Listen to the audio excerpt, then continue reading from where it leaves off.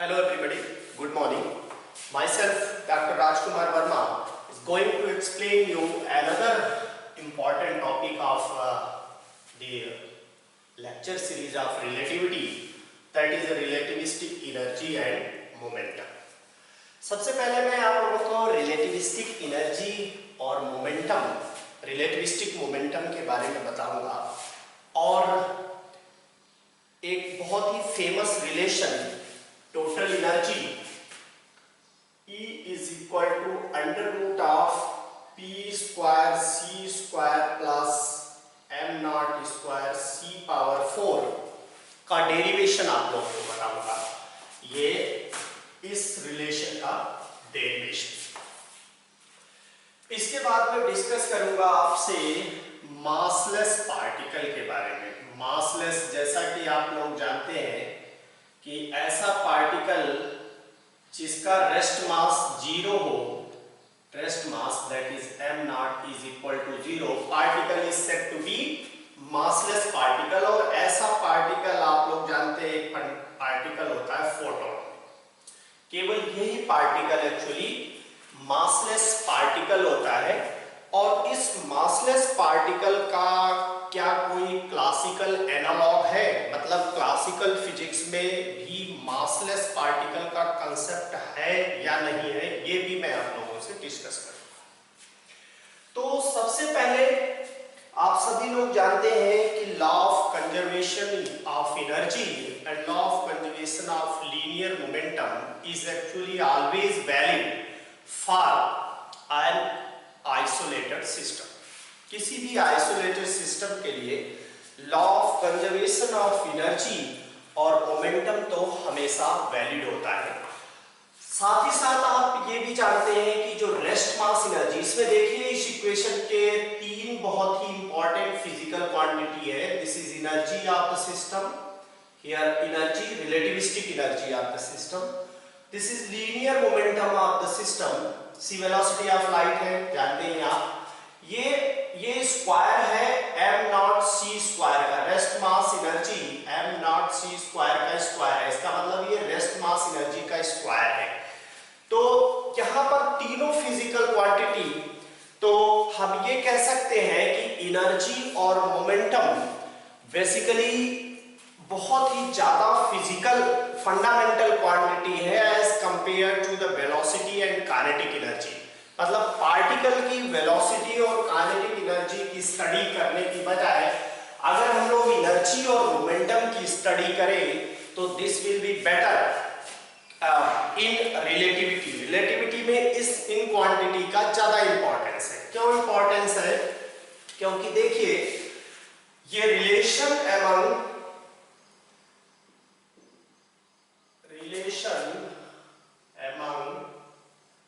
energy,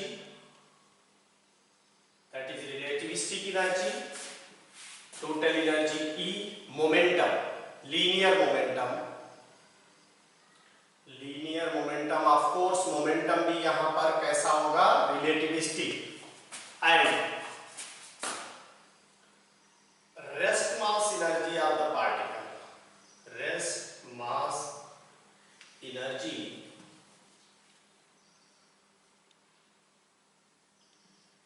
of a particle, जो कि relativistic motion में है पार्टिकल। इनके बीच का जो रिलेशन है ये आपके सामने है। ये रिलेशन, लुक दिस रिलेशन। इस रिलेशन को ऐसे लिख सकते हैं, E square minus P square C square is equal to M naught C square square. This is your energy, relativistic total energy, this is linear relativistic linear momentum, and this is what m naught c square is rest mass energy. So all of us know that rest mass energy is actually invariant in all frame, inertial frame of references. ये सभी frame of reference में क्या होता है, invariant, okay? और these two quantities are conserved for an isolated system। ये भी conserve है और ये भी, यानी law of conservation of energy and law of conservation of momentum are applicable in all inertial frame of references for isolated system while this quantity is invariant, right? अब देखिए right hand side में ये quantity जिसको आप rest mass energy of particle बोल रहे हैं invariant है, तो डेफिनेटली ये पूरी entity that is E square minus P square C square is also invariant, is also invariant in all frames of references, in all frames of reference. Okay, definitely frame of reference कैसा है, inertial frame of reference है. इसका मतलब ये quantity का ये जो form है, ये फॉर्म हमेशा हर फ्रेम ऑफ रेफरेंस में, अगर S फ्रेम ऑफ रेफरेंस में it is written like this, then in S dash frame of reference it will be E dash square minus P dash square C square. C तो constant होता है, ये S dash frame of in S dash frame of reference में यही form होगा, right. This is called invariant. अगर आप इसको लॉरेंस ट्रांसफॉर्मेशन रिलेशन को यूज करके इसको प्रूव भी किया जा सकता है. तो और ये पहले हमारा एम क्या है, इस्टेब्लिश करना इस रिलेशन को. तो मैं बताने जा रहा हूं आप लोगों को डेरिवेशन ऑफ दिस रिलेशन. तो let us start with the derivation of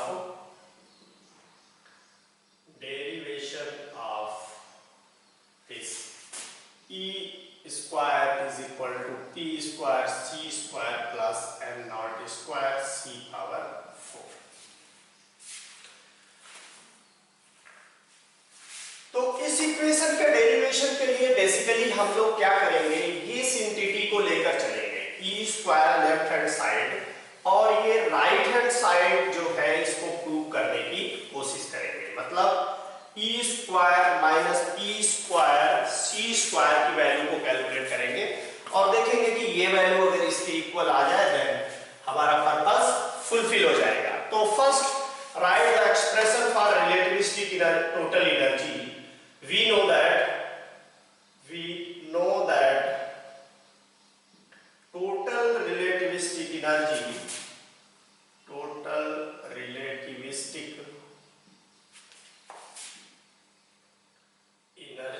E is nothing but this is mc square. It can also be written like this, m naught divided by under root 1 minus v square by c square.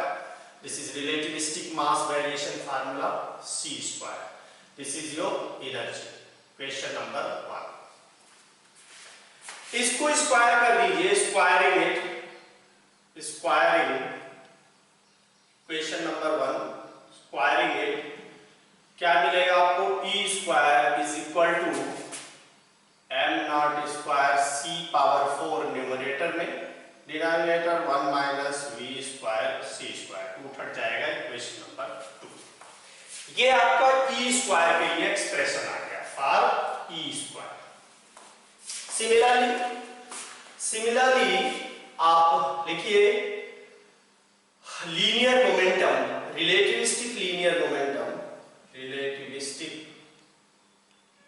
Linear momentum की बात हो रही है, तो momentum से relativistic momentum p similarly will be what, m into v, and m is what here again relativistic, under root 1 minus v square c square, and v is the velocity of the particle. So this is relativistic linear momentum associated with that particle.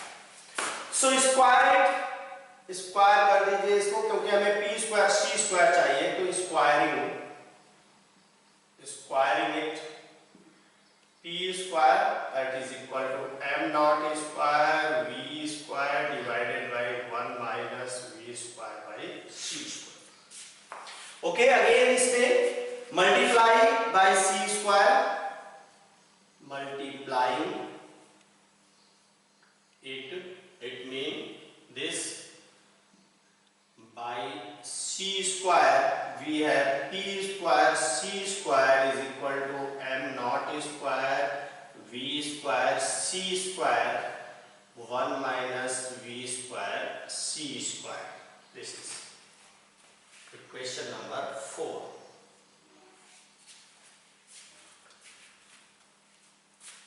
अब with the help of these two, equation 2 and 4, हम लोग ये इस equation का जो left hand side है इसको लिखेंगे with the help of equation 2 and 4. Equation 2 and 4, we have these two equations. So write e square minus p square c square, इसकी वैल्यू देखिए, e स्क्वायर की वैल्यू है m naught square c power 4 divided by 1 minus v square c square minus, इसको subtract कर रहा हूँ. Subtracting equation actually मैं कर रहा हूँ subtracting 4 from 2 written 4 minus m naught square v square c square divided by 1 minus v square c square. ये final result है आपके पास. यहां तक अभी देखिए, इसमें से आप ये पूरा का पूरा फैक्टर कॉमन ले लीजिए बाहर. m naught square c power 4 1 minus v square by c square. जब इसे कॉमन लेंगे तो अंडर ब्रैकेट होगा, यहां तो हो गया 1 माइनस. देखिए m नॉट स्क्वायर बाहर आ गया, ये पूरा फैक्टर बाहर आ गया, ये factor v square c square divided by c power 4, तो यहां आपका बचेगा b square divided by c square numerator में, और ये इधर डिनोमिनेटर में भी सेम फैक्टर है, it will be cancelled out. So आपको मिलेगा m naught square c power 4 और लेफ्ट हैंड साइड में p square minus p square c square है. फाइनली यू है p square is equal to p square, इसको इधर p square c square plus m naught square c power 4. ये relation आपका derive हो गया, जिसे आप R you can say E is equal to expression for relativistic energy is under root p square c square plus m naught square c power 4. अगर आपको total relativistic energy calculate करना है for a given system, for a given particle, तो आपको इस फार्मूले का आगे से यूज करना होगा. और देन इसमें देखिए आपके पास क्या क्या टर्म है. इसमें मोमेंटम है पार्टिकल का जो कि कंजर्व रहता है किसी भी आइसोलेटेड सिस्टम के लिए. Total energy of the isolated system is also conserve. And look here that third one, that is square of the rest mass energy of the particle is also a invariant physical quantity. So मैंने आपको बताया कि ये quantity e square minus p square c square भी invariant होगा under all inertial frame of references. In Lorentz transformation, under Lorentz transformation, as we know that the rest mass energy of a particle remain invariant in all frames of reference, that's why this quantity is also, ये भी आप लोगों से कभी-कभी पूछा जाता है, तो you can prove it by taking Lorentz transformation equation for energy and momentum. And left hand side इस वैल्यू को आप लेकर चलेंगे. इसमें लीनियर मोमेंटम के लॉरेंस ट्रांसफॉर्मेशन इक्वेशन एनर्जी और मोमेंटम का लगा के you will get the same form, उस इक्वेशन का same form in second frame of reference में, जो कि इनर्शियल है, moving with constant velocity with first frame of reference, तो वो क्वांटिटी इनवेरिएंट है.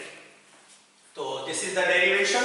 इस रिलेशन का क्यों इंपॉर्टेंस है, क्योंकि ये बहुत ही फंडामेंटल फिजिकल लॉज को एक साथ रिलेट कर रही है, और एनर्जी मोमेंटम और रेस्ट मास एनर्जी को एक साथ जोड़ने वाला ये एक रिलेशन है, and that is very important relation. इसका डेरिवेशन अक्सर आप लोगों से पूछा जाता है. तो दिस इज, और आगे आपको अगर रिलेटिविस्टिक एनर्जी के एक्सप्रेशन कहीं पर कैलकुलेट करना है रिलेटिविस्टिक एनर्जी, तो you will use this formula. ये आपके पास फार्मूला होगा. This is the formula for the total relativistic energy of the system of the particle. Okay, अब मैं आपसे बात करता हूं massless particle, massless particle, और ऐसे एक massless particle के बारे में आप लोग जानते हैं, वो है फोटॉन। एक्चुअली massless particle उन पार्टिकल को बोलते हैं जिनका रेस्ट मास होता है 0। अगर ऐसे पार्टिकल जिनका रेस्ट मास 0 होता है, उनके एनर्जी और मोमेंटम के बारे में जरा हम लोग बात करें। एक तो रिलेटिविस्टिक फिजिक्स में, रिलेटिविस्टिक फिजिक्स के हिसाब से, और दूसरा क्लासिकल फिजिक्स। क्लासिकल फिजिक्स या क्लासिकल मैकेनिक्स में अगर रेस्ट मास देखें, एनर्जी अगर मैं पार्टिकल के एनर्जी की बात करूं, द एनर्जी, काइनेटिक एनर्जी, तो then energy is equal to half mv²। ये इसका रेस्ट मास है। और इसमें आप देख रहे होंगे, अगर मैं रेस्ट मास को 0 रख दूं तो E will coming out to be 0। E क्या आएगा? E will come to 0। Momentum के लिए एक्सप्रेशन होगा, ये किसी नॉन रिलेटिविस्टिक केस में कंसीडर कर रहा हूं। पार्टिकल की वेलोसिटी लाइट के वेलोसिटी के ऑर्डर का नहीं है, यानी उसके कंपैरेबल नहीं है। ऐसे केसेस को हम लोग डील करते हैं मैकेनिक्स, न्यूटोनियन मैकेनिक्स या क्लासिकल मैकेनिक्स में। तो इसके लिए मोमेंटम का फार्मूला होगा m0v। Again if m0 massless particle के लिए m0 0 है, अगर मैं मासलेस पार्टिकल ले लूं तो मोमेंटम की वैल्यू भी क्या आएगी? 0। इसका मतलब क्लासिकल मैकेनिक्स में कोई ऐसा पार्टिकल एग्जिस्ट नहीं कर सकता जिसका रेस्ट मास क्या हो? 0। अगर इसका रेस्ट मास 0 होगा तो डेफिनेटली एनर्जी, पार्टिकल की एनर्जी 0 होगी, उस पार्टिकल का मोमेंटम भी 0 होगा। क्लासिकल फिजिक्स में रेस्ट मास 0 या मासलेस पार्टिकल का एक मीनिंगलेस कांसेप्ट है, ठीक है, इसकी कोई मीनिंग नहीं है। बट इन रिलेटिविस्टिक फिजिक्स अगर हम लोग रिलेटिव एक्सप्रेशन ले इस एनर्जी के लिए, से काइनेटिक एनर्जी ले रहा हूं मैं, यहां पर एनर्जी एक्चुअली काइनेटिक एनर्जी ली गई है। काइनेटिक एनर्जी, अब यहां पर काइनेटिक एनर्जी के लिए एक्सप्रेशन होगा हाफ ऑफ मास रिलेटिविस्टिक मास लिया जाएगा 1 minus v² c² and this is v²। Definitely यहां पर मास, क्लासिकल फिजिक्स में मास क्या होता है? कांस्टेंट क्वांटिटी होता है, और इसका वेलोसिटी के साथ यानी रिलेटिव मोशन से कोई इफेक्ट नहीं होता है मास पर। बट रिलेटिविटी में हमने देखा है कि मास वेरिएशन, रिलेटिविस्टिक मास वेरिएशन फार्मूला मैं आप लोगों को डेरिवेशन बता चुका हूं, m0 minus v²/c²। This is relativistic mass variation formula. तो आपको ऐसे पार्टिकल के लिए जिसकी वेलोसिटी यहां पर v आप जानते हैं, it must be order of c, ये c के कंपैरेबल होनी चाहिए, and in that case mass will not be a constant quantity. So this will be expressed. Now see here, if you put m0 is equal to 0 here, m0 is equal to 0 and v is equal to c, m0 is equal to 0, अगर इसको मैं v not equal to c लिखता हूं तो then definitely e की value आएगी 0। इस factor की कुछ वैल्यू होगी, अगर मैं v को naught equal to c, definitely इसकी कुछ ना कुछ न्यूमेरिकल वैल्यू होगी, एंड दिस फैक्टर 0 है, m0 0 है, उस केस में डेफिनेटली e 0 होगा। लेकिन अगर मैं v is equal to c ले लूं तो यहां पर इस एनर्जी की वैल्यू होगी 0/0, दैट इज इनडिटरमिनेट फॉर्म।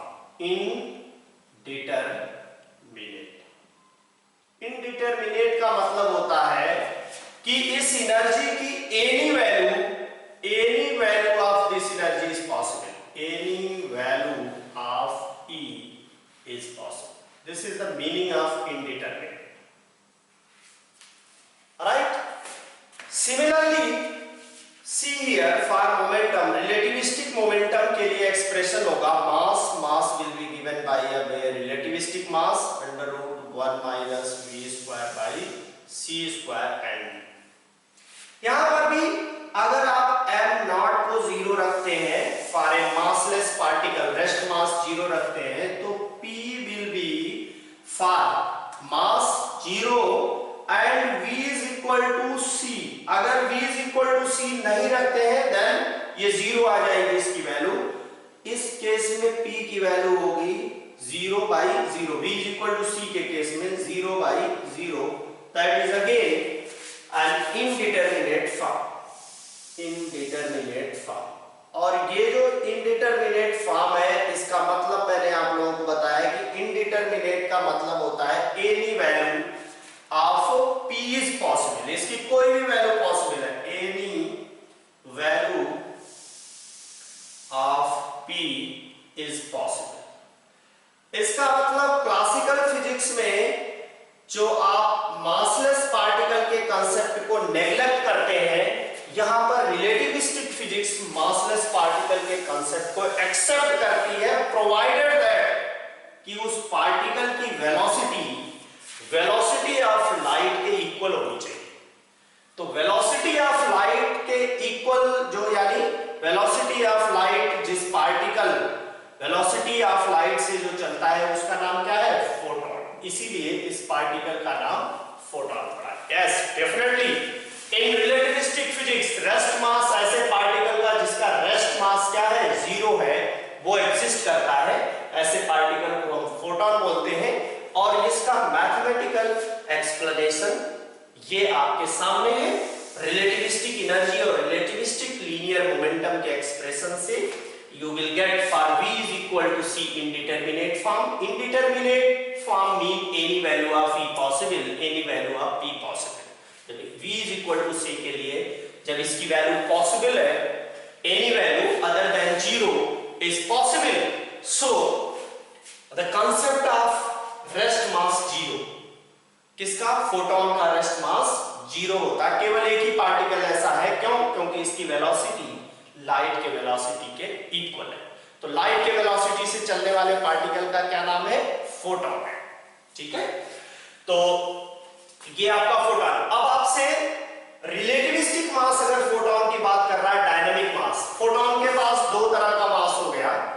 एक हो गया इसका डायनामिक मास या रिलेटिविस्टिक मास.